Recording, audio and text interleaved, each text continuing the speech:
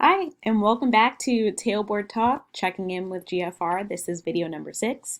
My name is Janelle Williams, and I'm a behavioral health consultant with the Department of Family Medicine at East Carolina University. I'm also a third-year clinical health psychology doctoral student.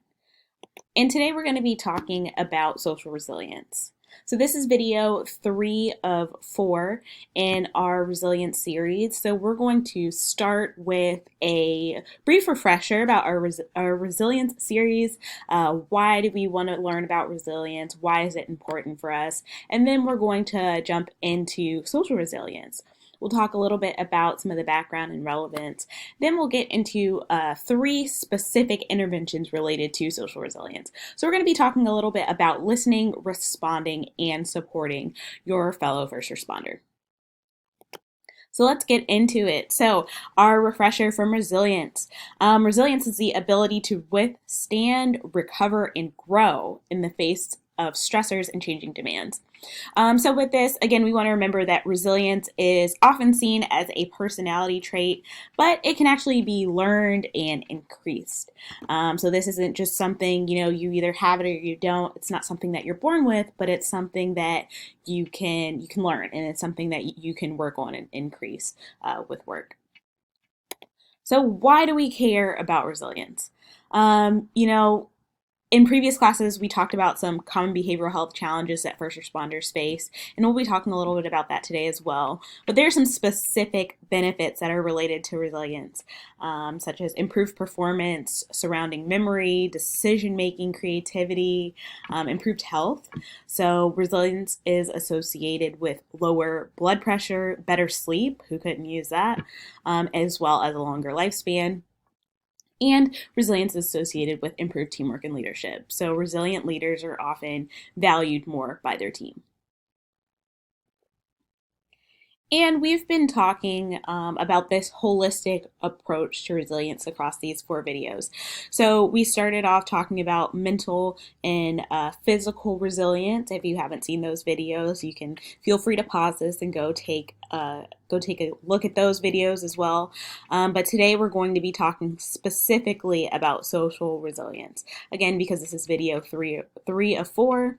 And we'll be talking about how to increase resilience specifically in the social area of life. So to get started, what is social resilience? Social resilience is the ability to engage in a healthy or in healthy social networks that promote overall well-being as well as optimal performance. So, why do we need this? It's helpful to think about stressors among first responders. So first responders actually have higher rates of behavioral health concerns compared to the general population.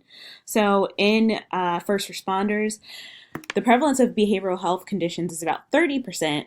So that's about 10% higher than the 20% prevalence that we see in the general population. And rates of depression and post-traumatic stress disorder, or PTSD, among firefighters specifically have been found to be as much as 5 times higher than in the general population. Additionally, stigma often prevents first responders from seeking help. So 80 to 95% of firefighters agreed that asking for help would make them seem weak or unfit for duty. However, we know that social support and social resilience can lessen some of the stigma and can serve as a protective factor. 96% of firefighters support the concept of brotherhood and sisterhood among firefighters. So even though there are, a lot of stressors, this is a very high demand job, as you all know, social support and social resilience can be really helpful in buffering some of these negative outcomes and some of these negative factors. And the fire and EMS family can be a really great support group. Positive relationships with leaders and coworkers can reduce the risk of behavioral health problems. And like we talked about on the last slide, they can buffer some of the negative impacts of job demands as well. Peer support and bonding with coworkers after negative events has been shown to benefit first responders as well. The effect of cumulative traumatic stress on firefighters and EMS workers has become something that we talk about. Departments roll out the EAP and bring in counselors and critical incident stress management teams, but eventually all that goes away. And then it's just the crew in the station. And that's a really great quote from Matt Marietta, who's a deputy chief in suburban Atlanta. So this is also another quote from Matt Marietta, that deputy chief in suburban Atlanta. And it says that firefighters are natural problem solvers. We face routine problems. The truck is leaking oil, the chainsaw won't start, breakfast needs to be made. We face bigger problems when emergency responses, where life must be ensured. A seam must be stabilized, and then property must be conserved. Goal-oriented problem solving is a defining characteristic of how we operate. When something needs doing, we roll up our sleeves and dig in. What if digging in isn't always an appropriate response? What if the problem is in an area we aren't trained to deal with? Sometimes we're faced with a citizen who's struggling with the effect of a big event, such as a fire, the death of a loved one, or a weather disaster. These moments can be some of the most difficult and uncomfortable for us, particularly when there isn't anything else that we can do. The fire's out, but someone's memories and dreams are in ashes. When we are left standing there with crying victims, we can be a bit out of our comfort zone because there isn't a medical intervention, a power tool, or suppression tactic to fix it. So this is something that I want you guys to think about, if you've ever been in a situation like this. And we're going to go over some tools that can be helpful in some of these situations. So first, it's our skill of listening. And we're going to talk a little bit about how to actually listen to one another. So this is a skill that obviously you can use, with a coworker, you can use with a citizen, you can use at home with a partner or roommate. And our first step to this is recognizing that, not every problem has a solution or needs to be fixed. The best fix isn't always a solution. And not attempting to fix the problem is actually pretty difficult for, a career problem solver like a first responder. But doing something doesn't always have to involve actively solving a problem. It can really just involve being there for someone. So acknowledging that every time someone's venting, it doesn't necessarily mean they need their problem to be fixed. That's that step one. And then next is listening more than you speak. So that means, as fixers, it's understandable that you want to do something to correct a problem. But for some people, though, it's enough to know that they're not alone. So with that, you want to make sure that you're not filling the silence with words. Sometimes people just need that space to talk. And recognizing that this might feel uncomfortable. And if it feels uncomfortable for you, you want to accept that and kind of reflect on why that feels uncomfortable. And we also want to make sure, step 3, that we're focusing on interactions. So focus more on your interactions than on words. So you can focus on that relationship by demonstrating warmth and concern. So sometimes just saying, dude, that stinks. And sitting there with a person so that they know that they're not alone. Sometimes that can be enough. So this is really just our reminder that to actually listen to someone, we don't have to be focused on solving their problem. We don't have to be focused on filling the silence. Really just focusing on that relationship, focusing on that interaction, and being there for someone can be more important and more helpful than words at sometimes. Next, we want to focus on responding. Oftentimes we think about, how we can listen when somebody, for instance, gives us bad news, but what about responding when somebody gives us good news? That's not something we focus on as much. So we're going to talk a little bit about that today. So active constructive responding is one skill that can be helpful in maintaining relationships. This focuses on 4 ways that you can respond to good news from other people. And each of these 4 responses has a nickname that kind of give an overview of what they do. And I'm going to go through these in a clockwise fashion. I'm actually going to start with our active destructive responding, and then I'm going to end with the positivity multiplier, or the active constructive responding. So I'm going to start with kind of the what you shouldn't do, and we're going to end with what you should do. And on our next slide, I'll give some examples, but this is just going to be the slide that's focused on the descriptions. So first, in our top right, we have our active destructive responding. This is also known as our positivity thief. So this person with this type of responding is going to minimize good news and focus on the negative. And we'll see a bit what these look like on the next slide. So our positivity thief doesn't sound like a great way to maintain a conversation, doesn't sound like a great way to maintain a relationship. Our conversation hijackers are our next one. So that's our passive destructive responding. They're ignoring the event and kind of moving on, stealing the conversation. Next, we have our passive constructive response. So that's our conversation killer, which, as you can imagine, doesn't sound like a really great way to keep the conversation going. This person's distracted. They have some like understated support, but it's nothing too over the top. It lets the conversation fizzle out. And then we have our active constructive responding. This is the one we want. This is our positivity multiplier, where you're showing genuine interest and expanding on whatever that person's experience is. So on this next slide, we'll see what that looks like. So again, I'm going to start in my top right with our active destructive responding with our positivity thief. So the example that we have here is that you have a coworker who's just gotten a new certification, maybe a new promotion, something that they've spent a lot of time working on. So our positivity thief would say, "That's it? Sounds like you really missed out on a lot and you didn't really get much out of it." So if we go back, we can see how this is minimizing the good news, that's it, and then focusing on the negative. So they're acknowledging and bringing up the fact that they spent a lot of time and maybe didn't get a lot out of it. So maybe with the certification, this person's really proud, and then you're just kind of saying, well, that's all you got.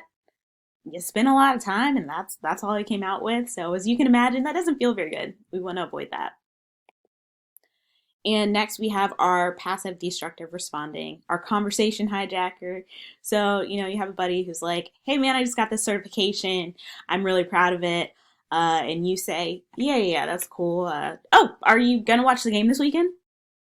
So here you have a buddy who's really excited to tell you about this really cool thing that he just did. And you're kind of brushing it off. So you're ignoring that event and stealing the conversation. So you have your quick, "Yeah, that's cool." And then you steal the conversation with something that you're interested in. And you're asking them, are they going to watch the game this weekend?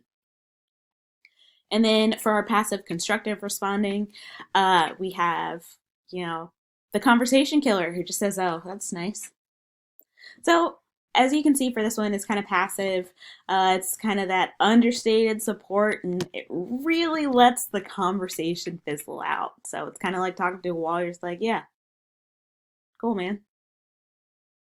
And then it's that awkward silence. Maybe you've been in that situation before. So those are the kind of examples that we want to avoid. Our active destructive, passive destructive, and passive constructive responding. But what we want to do instead is have this active constructive responding. We want to be that positivity multiplier. So you have a buddy who comes up to you and says, "Hey man, I just got this certification." And you respond with, "That's great. It sounds like you put in a lot of work. What'd you do? How'd you get there?" So with this one, it sounds like a much more positive response than the destructive responding, for example. And then you also say something to keep the conversation going. So with this one, you're showing that genuine interest, and then you're allowing that person to expand on their good news and kind of talk a little bit about what they did to get to that positive place. So this is just a skill. This responding skill is something that we can use when people share their good news with us. Like I said, you can use this at work. You can use this at home. It's a really great way to keep that conversation going, and really helps to maintain some relationships. And next we have support. So we talked a little bit about, listening maybe when someone has some bad news or some hard news. We talked about responding when somebody has good news. And then this is just general support and kind of knowing how to support, a coworker or loved one when they're in a tough spot. And with this, we're going to focus on behavioral health. So with behavioral health, we have this really great acronym RAILS. These are just some warning signs to look out for. We're going to be focusing on examples for coworkers, so for crewmates, for first responders, but this can also be something that you look for in family members, in roommates, in loved ones as well. So with this, we have our acronym RAILS. It stands for recklessness, anger, isolation, loss of confidence in skills, and sleep changes. And we want to make sure that we know what all of these kind of look like so we can keep an eye out in case we see, especially for coworkers, if we see someone suffering from any of these warning signs. So recklessness, that's our erratic behavior or suddenly acting out of character, kind of doing things that are out of the norm for this person. So erratic behavior can be anything from, reckless driving. All of a sudden this person is kind of maybe doing some dangerous things. So that could be speeding at really dangerous speeds, drinking and driving, using drugs, all these things that we would be considered reckless and also out of character for them. Anger is a really great warning sign because oftentimes we're taught to suppress our anger. And if someone's having some behavioral health concerns, oftentimes there will be kind of minor issues that will cause the person to blow up or have some explosive anger. Isolation. So this is creating distance from fellow firefighters or fellow first responders, and then also potentially losing interest in family activities at home or activities with a roommate or a partner. So if there's someone who was fairly social in the past and enjoyed spending time with others, and all of a sudden they're kind of starting to isolate themselves, that's definitely a warning sign that we want to check in on. And in our next slide, we'll kind of talk about some specific ways that you can check in on coworkers and loved ones. And for our L, we have loss of confidence in skills and abilities. So if there's someone who, felt comfortable with a skill and then maybe something happens, they could start to lose the ability to complete some normal tasks that they previously felt comfortable with on the job. Maybe they don't feel as confident anymore, or you see they're kind of making some simple errors that they shouldn't be making due to personal issues. That's something that you're going to want to check in on as well. And lastly, we have sleep changes. So difficulty sleeping can indicate a lot of different behavioral health concerns. It can indicate stress. High levels of stress can cause changes in sleep. Anxiety can cause changes in sleep. And post-traumatic stress disorder, or PTSD, can cause difficulties with sleep as well. And these sleep changes, oftentimes we focus on, difficulty sleeping. So this could look like difficulty falling asleep, difficulty staying asleep, nightmares. In some cases, this could look like sleeping in a lot and oversleeping. So sometimes if people are feeling depressed, for example, they might just kind of lay in bed all day, even if they're not necessarily sleepy, or they can just start sleeping for longer periods of time. So we want to make sure that we are kind of checking in with the people that we care about and our coworkers with all of these different warning signs and keeping an eye out for these. So what do you do if you see someone exhibiting one of those symptoms or one of those behavioral health warning signs? We really want to make sure that we're being proactive. So we want to be direct.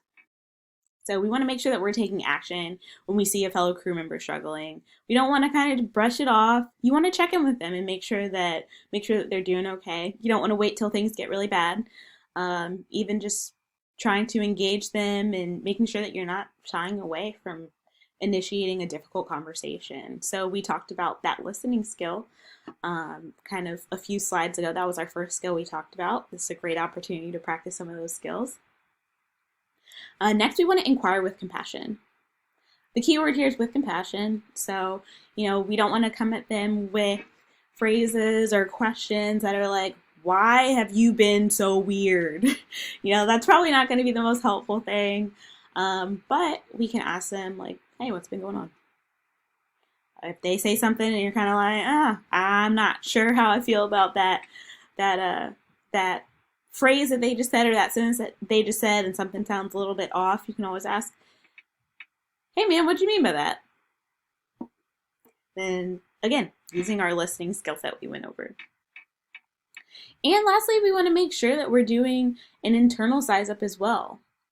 We want to be honest about our own feelings and our own struggles. So this isn't just about kind of seeing these signs in other people. It's about seeing these signs in ourselves as well.